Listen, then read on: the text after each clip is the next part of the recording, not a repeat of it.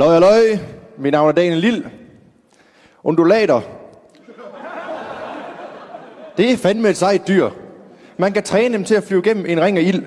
Og en ny koster kun 25 kroner.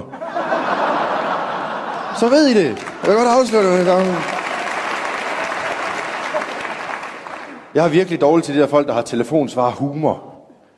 Man ved bare, at de har siddet derhjemme og tænkt, det her det bliver det sjoveste i hele verden at indspille. Det er kraftedeme. Det er Torsten. Automatiske telefonsvar. Hvad fanden er det for noget pis? Og der er også de der folk, du kan ringe til. Så siger de, du har ringet til Torstens automatiske telefonsvar. Hvad fanden er dig? Jeg skulle da ringe til Torsten. Hvad er det for noget pis at begynde på, mand? Der er ikke nogen, der ringer til en telefon. Hvorfor er det også lige, de skal nævne sig, den er automatisk?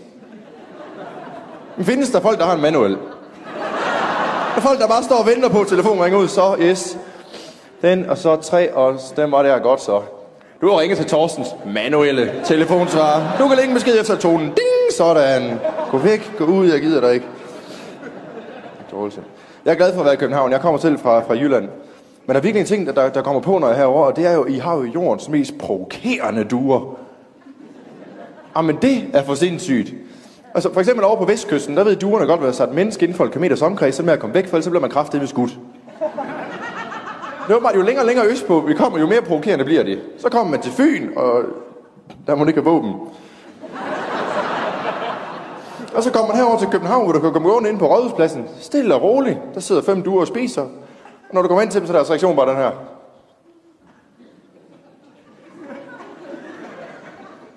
Hvad så? Og så bare gerne... Kan jeg lige komme forbi, eller et eller andet?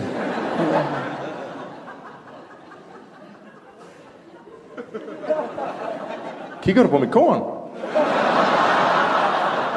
Drenge, kom her. Drenge, kom her. Også jer. Men nu er vi fucking 10. Fronter du mig i mit crew? Og det skal du smadre, så kom her, man. Så fucking smadrer dig. Tusind tak, stand fornøjelse.